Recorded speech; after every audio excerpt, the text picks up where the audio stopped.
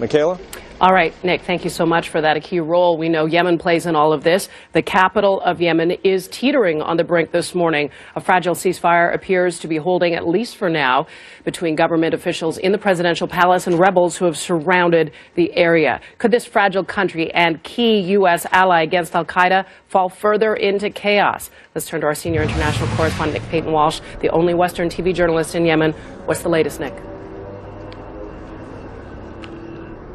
Okay, what we're seeing on the streets, having just driven around, is clearly a division of power to some degree. The President's Republican Guard are dug in around the presidential administration, the building that we saw an artillery duel for yesterday, right from where I'm standing. But the Houthi rebels, they are everywhere.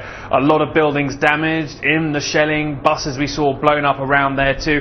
Frankly, it's a mess. The city trying to get back to normal life, but hanging over them is the simple fact that this ceasefire could collapse at any moment. The political deal, which is still being hammered out, the President meeting with all parties right now, we don't know the details of it. It hasn't been signed at this stage, and I think the feeling amongst some observers here is the fundamental problems that cause this, the Houthis' desire for more power here and the government's desire to try and retain what trappings it has, that hasn't been resolved. They may have stopped shooting for now, but there are a lot of gunmen, heavily armed, all around key infrastructure here, and that sense of the clock ticking, that if politicians don't get some kind of miracle together in the next few hours, we could see again the violence we saw yesterday morning. Chris?